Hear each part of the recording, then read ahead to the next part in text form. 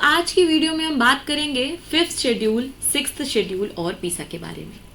Fifth और six schedule इस लिहाजे से बहुत इंपॉर्टेंट है क्योंकि यूपीएससी का ये फेवरेट ट्रैक क्वेश्चन है और अक्सर इन शेड्यूल से क्वेश्चंस पूछा गया है। आज की वीडियो में हम फुल एंड फाइनल समझ लेंगे difference between fifth and six schedule. अब शेड्यूल्स बेसिकली क्या होते हैं? कॉन्स्टिट्यूशन पढ़ने के लिए, उसको ऑर्गेनाइज्ड तरीके से पढ़ने के लिए हमने क्या है, कुछ शेड्यूल बनाए थे। ठीक है, आज के टाइम पे कितने शेड्यूल हैं? 12 शेड्यूल हैं। उन 12 शेड्यूल में डिफरेंट टाइप की चीजें बात की गई हैं। जैसे कुछ शेड्यूल में राज्यसभा के बारे में बात की गई है, किसी में एंटी डिफेक्शन की बात की गई है, किसी में यूनियन और स्टेट्स की बात की गई है, and there on so forth. Fifth और सिक्स शेड्यूल में बेसिकली क्या है? फिफ्थ और सिक्स शेड्यूल में बेसिकली ट्राइबल एरियाज की बात की गई है, ट्राइबल एडमिनिस्ट्रेशन की बात की गई है। अब ट्राइबल्स क्या होते हैं? देखो, हमारा भारत देश एक बहुत बड़ा देश है जहां पर बहुत सारी विविधताएं हैं, डाइवर्सिटीज हैं। भाई बहुत टाइप के सेक्शंस हैं हमारे यहाँ, और सभी सेक्शंस की प्रॉब्लम को एड्रेस करने के लिए हमें स्पेसिफिक क्लॉज बनाने पड़ेंगे, राइट?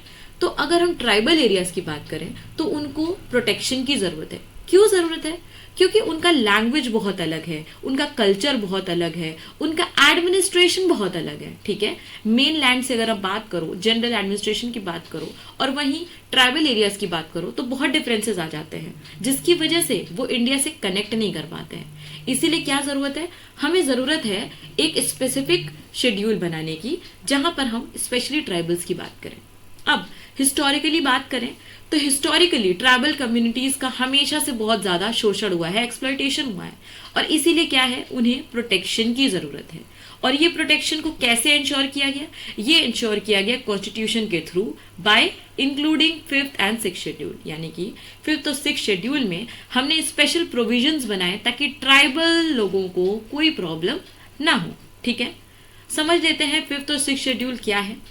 फिफ्थ शेड्यूल क्लियरली बात करता है शेड्यूल एरियाज की और शेड्यूल ट्राइब की। ठीक है, पर सिक्स शेड्यूल भी तो वही बात करता है ना। अंतर है। अंतर क्या है कि शेड्यूल एरियाज और शेड्यूल ट्राइब की ये कहाँ बात करता है? ये मेन लैंड की बात करता है। ठीक है, यानी आप अगर देखो तो ये 10 स्टेट्स इसके अंडर आते हैं। अब अगर ये 10 स्टेट्स को आप ध्यान से देखो तो ये सब मेन लैंड का पार्ट है, यानी कि या तो नॉर्थ इंडिया का पार्ट है या तो साउथ इंडिया का पार्ट है, राइट? वहीं अगर सिक्स शेड्यूल में जाओ तो यहाँ पर 4 स्टेट्स हैं, और वो चारों स्टेट्स क्या दिखने में लग रहा है? असम, मेघालय, त्रिपुरा, मिजोरम। ये चारों स्टेट्स कहाँ से हैं? नॉर्थ ईस्ट से बिलोंग करते हैं, राइट? तो फिफ्थ और सिक्स शेड्यूल दोनों ही बात करते हैं ट्राइबल एरियाज की, ये तो क्लियर हो गया है। पर अंतर क्या है? फिफ्थ शेड्यूल बेसिकली वो 10 स्टेट्स की बात करता है जो कि आइदर नॉर्थ इंडिया में है या तो साउथ इंडिया में है, और वहीं सिक्स शेड्यूल भी बात करता है ट्राइबल एरियाज की, बट वो सिर्फ नॉर्थ ईस्ट इंडिया की बात करता है जहां पर ये 4 स्टेट्स आते हैं। अब याद रखने की ट्रिक क्या है? ATMM, यानी ATM में क्या है? मनी है। ATMM, ATM से याद रखो असम, त्रिपुरा, मेघालय और मिजोरम। याद हो गया? तो सिक्स शेड्यूल में ये 4 स्टेट्स हैं और फिफ्थ शेड्यूल में ये 10 स्टेट्स हैं। फर्दर क्लैरिफिकेशन के लिए एक कंपैरेटिव टेबल से समझ लेते हैं कि फिफ्थ और सिक्स शेड्यूल में अंतर क्या है। पहली चीज, फिफ्थ शेड्यूल एरियाज क्या है? ये मेन लैंड ट्राइबल एरियाज में, जैसा कि हमने पढ़ा, और सिक्स शेड्यूल क्या है? नॉर्थ ईस्ट ट्राइबल एरिया में बिलोंग करता है, राइट? दूसरी चीज, फिफ्थ शेड्यूल में प्रेसिडेंट के पास पावर होती है कि वो क्या कर सकता है? बाउंड्री लाइंस को इंक्रीज, डिक्रीज या ऑल्टर कर सकता है। किसके कंसल्टेशन के साथ? Governor of the concern state के कंसल्टेशन के साथ। मतलब गवर्नर बताएगा कि ठीक है, आप कोई स्टेट की, आप उस एरिया की टेरिटरी बढ़ा सकते हो या घटा सकते हो, राइट? लेकिन सिक्स शेड्यूल में क्या होता है? गवर्नर के पास पावर होती है कि वो ऑर्गेनाइज और रीऑर्गेनाइज कर सकता है किसको? ऑटोनमस डिस्ट्रिक्ट्स को। अब ऑटोनमस डिस्ट्रिक्ट्स क्या है? ध्यान दें कि सिक्स शेड्यूल में जो पावर्स है वो बेसिकली किसके पास है? ऑटोनमस डिस्ट्रिक्ट काउंसिल के पास। ठीक है, ये एक ऐसी काउंसिल होगी जो सिक्स शेड्यूल में सभी स्टेट्स के एडमिनिस्ट्रेशन को देखेगी। ठीक है, और वहीं फिफ्थ शेड्यूल की बात करें तो वहां पर कौन कौन रिस्पॉन्सिबल है काम देखने के लिए? पहली चीज, गवर्नर रिस्पॉन्सिबल है, और दूसरा ट्राइबल एडवाइजरी काउंसिल। अब ये दोनों टर्म्स बहुत बहुत इंपॉर्टेंट है, हमें याद रखना है क्या कि ट्राइबल एडवाइजरी काउंसिल किसके लिए है? फिफ्थ शेड्यूल के लिए है, और ऑटोनमस डिस्ट्रिक्ट काउंसिल किसके लिए है? सिक्स्थ शेड्यूल के लिए है। समझ आ गई? इसके बाद अगर आर्टिकल की बात करूं तो फिफ्थ शेड्यूल में कौन से आर्टिकल आते हैं? Article 244 clause 1। ठीक है, और सिक्स शेड्यूल में कौन सा आर्टिकल आता है? Article 244 clause 2। यहां तक क्लियर है? इसके बाद आगे बढ़े थे देखते हैं कि सेल्फ गवर्नेंस यहाँ पर किसके थ्रू इंश्योर किया जाता है, ग्राम सभा के थ्रू इंश्योर किया जाता है। यानी कि ग्राम सभा को बहुत ज्यादा इंपॉर्टेंट पावर मिली हुई है कि वो अपना एडमिनिस्ट्रेशन देखे। वहीं पर 6 शेड्यूल में अगर बात करो तो यहाँ पर किसको पावर मिली हुई है, ऑटोनोमस डिस्ट्रिक्ट काउंसिल को, ठीक है।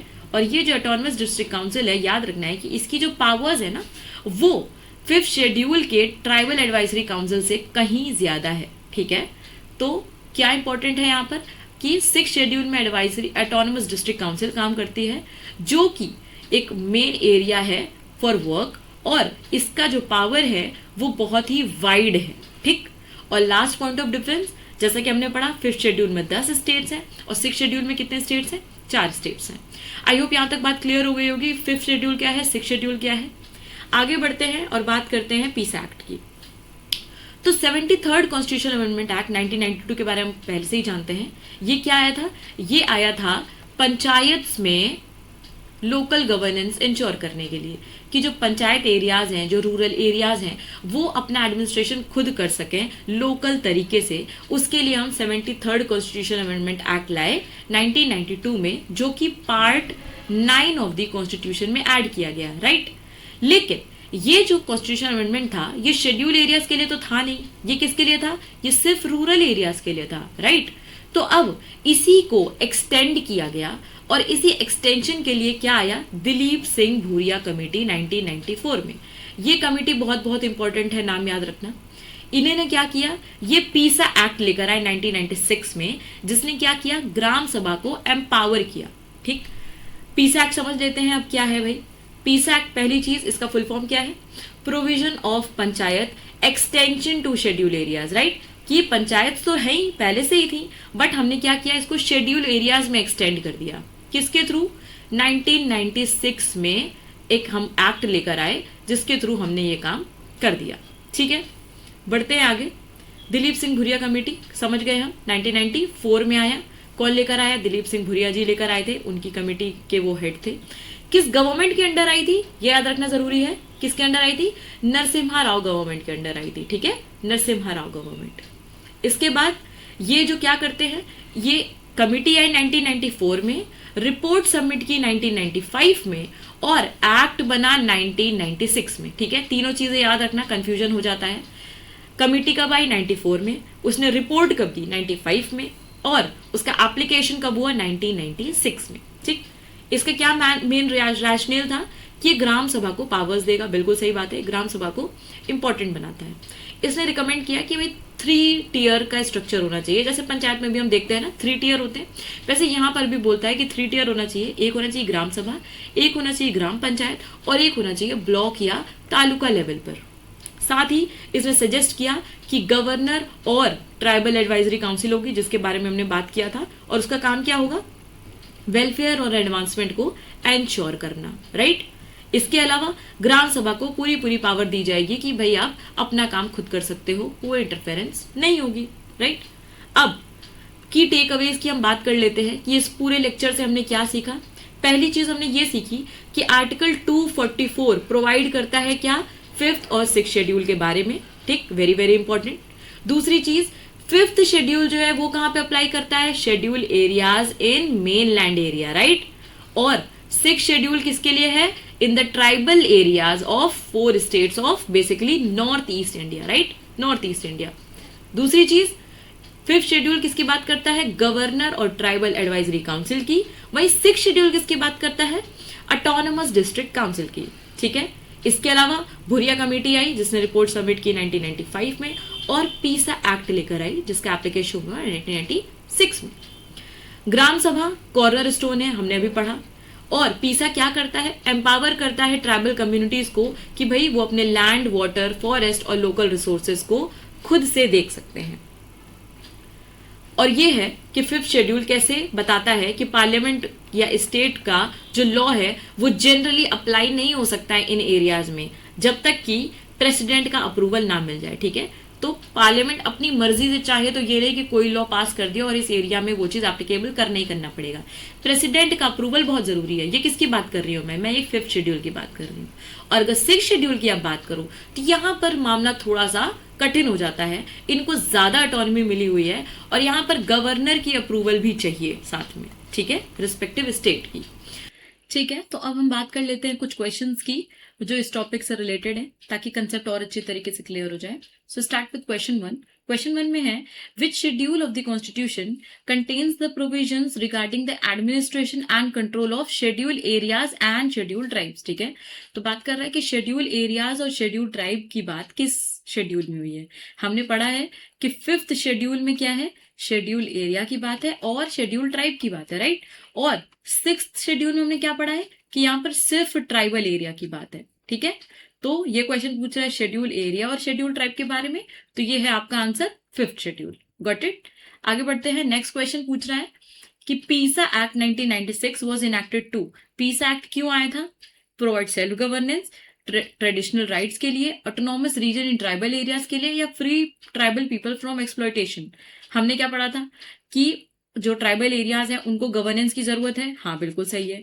उनको ट्रेडिशनल राइट्स की जरूरत है क्योंकि भाई उनके राइट्स को छीना जा रहा था, उनके राइट्स को नहीं सुना जा रहा था, तो हाँ भाई उनके राइट्स को जरूरत थी इसलिए किया गया। और उनको एक्सप्लॉयटेशन से बचाने के लिए, शोषण से बचाने के लिए, बिल्कुल सही है। ठीक है, लेकिन create autonomous region in tribal areas, बात तो है, लेकिन ये क्या है, ये 6th शेड्यूल का पार्ट है, राइट। क्योंकि यहाँ पर देखो टर्म हमेशा याद रखना है, ट्राइबल एरिया, जहां पर भी आपको ट्राइबल एरिया दिख जाए ना, वो समझो 6th शेड्यूल का पार्ट है।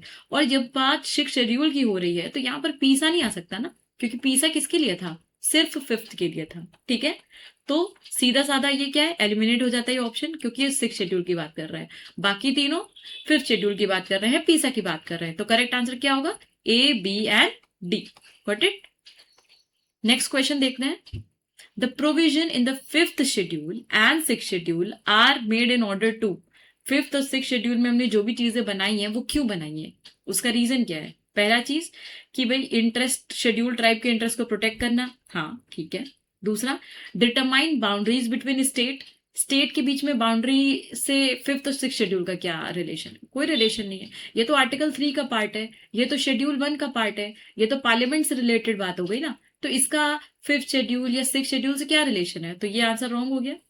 Determine the power of panchayat, बिल्कुल नहीं, क्योंकि ये तो पार्ट 9th में है ना, पंचायत से, सॉरी पार्ट 11th में है ना, पंचायत से रिलेटेड जो भी बात हुई है वो किसमें है, पार्ट 11 में है, तो ये तो इसका पार्ट नहीं है। Fourth, protect the interest of border state, border state की भी बात अगेन ये नहीं करता है।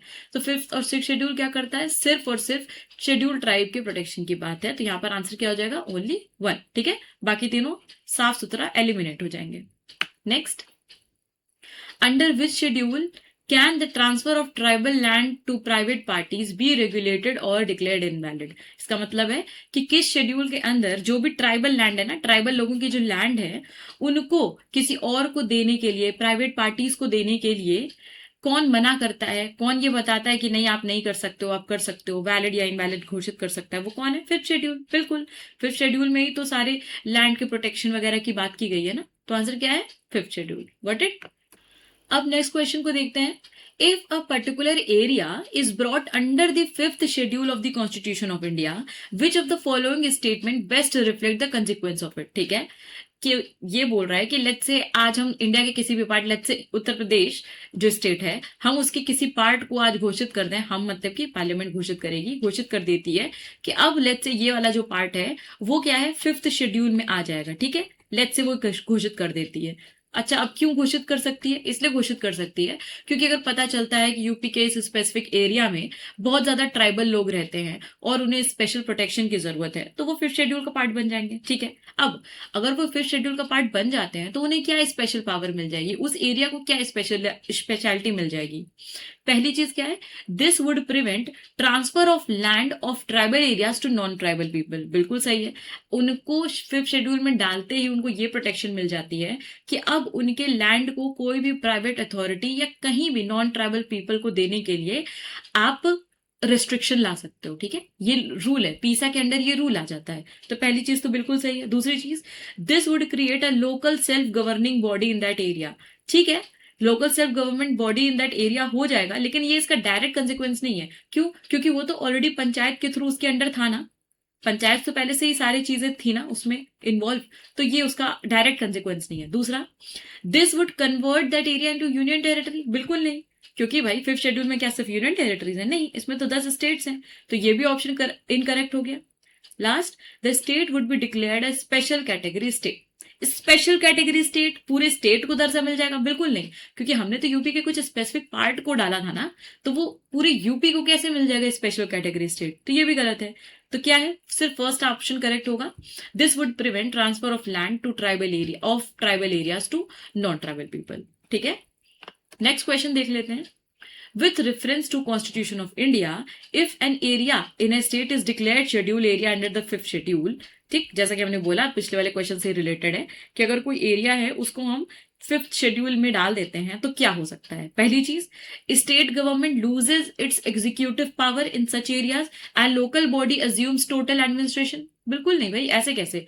क्या अगर कोई एरिया शेड्यूल एरिया में आ जाता है, 5th शेड्यूल में डाल देते हैं, तो क्या स्टेट गवर्नमेंट की बिल्कुल ही पावर ही खत्म हो जाती है? Loses it's executive power? बिल्कुल नहीं। हमने पढ़ रखा है कि स्टेट गवर्नर जो है ना, गवर्नर की कुछ पावर्स होती हैं उनके पास, हालांकि लिमिटेड पावर्स हो जाती हैं, पार्लियामेंट के पास भी लिमिटेड पावर्स हो जाती हैं। क्यों? क्योंकि ऑटोनॉमी हम दे देते हैं, बट इसका मतलब ये तो नहीं है ना कि उनकी पूरी की पूरी एग्जीक्यूटिव पावर ही लूज कर देते हैं। बिल्कुल नहीं। तो पहला स्टेटमेंट रॉन्ग हो गया। दूसरा, the union government can take over total administration of such areas under circumstances recommendation of the governor. Of course ऐसा नहीं है भाई, यूनियन गवर्नमेंट कैसे टेक ओवर कर सकती है? बिल्कुल नहीं कर सकती है, बल्कि उसके तो और लिमिटेशंस आ जाती हैं। तो दूसरा स्टेटमेंट भी गलत है। अच्छा, यहां पर अगर मैं एक ट्रिक बताऊं कि कैसे, जैसे अभी तो आपने कंसेप्ट समझ लिया, ठीक है, इजी है। लेट्स से आपको ये कंसेप्ट नहीं पता होता, लेट्स से आपको एक एडुकेटेड गेस लगाना होता है, तो उसमें आप समझो जहां पर भी ऐसे स्टेटमेंट्स होते हैं ना, जहां पर एकदम ही स्ट्रेट स्टेटमेंट्स होते हैं, वोग स्टेटमेंट्स होते हैं कि भाई क्या लिखा हुआ है पे, union government can take over total administration. ये दिखने में ही फिशी लग रहा है कि पूरा कैसे एडमिनिस्ट्रेशन ले सकता है, ऐसा तो नहीं ही होता होगा, राइट? यहाँ पर भी क्या है, लूजेज इट्स एग्जीक्यूटिव पावर, की पूरी पावर ही लूज हो जा रही है। ऐसा नहीं, एकदम हार्श स्टेटमेंट्स जहां पर भी हो ना, वहां पर अक्सर स्टेटमेंट्स गलत ही होते हैं। ठीक, तो इसका आंसर क्या हो जाएगा? Both statement 1 and statement 2 is incorrect. ठीक है, ये वाला हो गया। तो आई होप इससे सारी चीजें क्लियर हो गई होंगी। लास्ट में हम लोग पूरी क्लास की एक समरी देख लेते हैं इन शॉर्ट। 5th शेड्यूल में अगर हम बात करें तो 5th शेड्यूल में क्या था? शेड्यूल एरियाज और शेड्यूल ट्राइब की बात होती है। ठीक, 10 स्टेट्स हैं इसमें। इसमें ट्राइबल एडवाइजरी काउंसिल होती है, यहाँ पे गवर्नर को स्पेशल पावर्स मिले हुए हैं, और ये आर्टिकल 244 क्लॉज 1 के अंडर आता है। ठीक है, ये कुछ इंपॉर्टेंट पॉइंट्स है, याद रखना है 5th शेड्यूल के बारे में। 6th शेड्यूल में हमने क्या है, सबसे जरूरी बात, इसमें क्या आते हैं? ट्राइबल एरियाज आते हैं। ठीक है, ये टर्म बिल्कुल याद रखना है। इसके अलावा इसमें ऑटोनमस डिस्ट्रिक्ट काउंसिल दी, याद है?